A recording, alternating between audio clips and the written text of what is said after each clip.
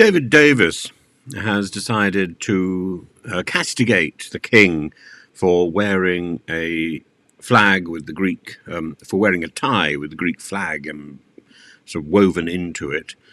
And he said that he shouldn't have got involved in the debate over the Parthenon marbles. Well, I don't think the king actually said anything. But David Davis says you don't need to start flashing ties. It's an abuse of the position, I'm afraid.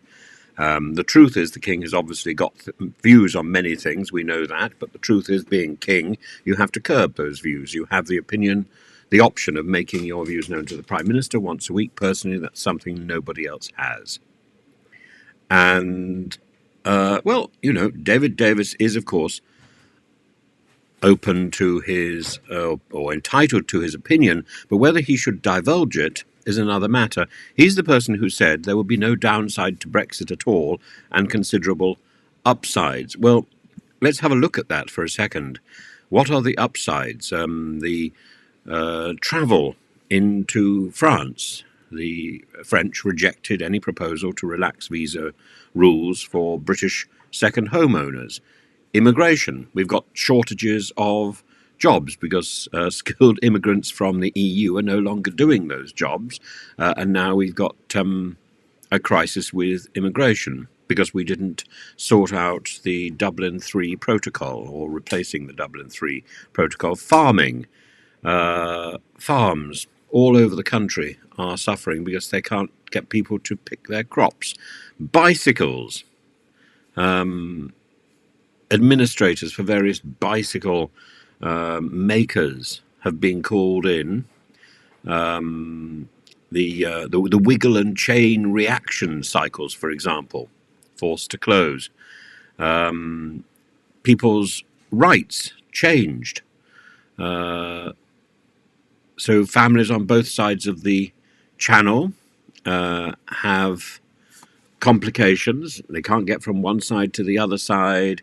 Do you automatically inherit your father's or your mother's British citizenship? Blah, blah, blah. Law firms leaving and reciting in Dublin, in Luxembourg, in Amsterdam, Brussels, and so on.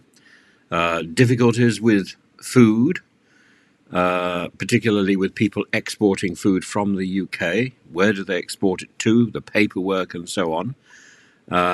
Horticulture, garden centres, plants which cannot be accessed any longer, inflation, fishing. I thought fishing was supposed to be the thing that would be sorted out by Brexit. Oh no, not at all.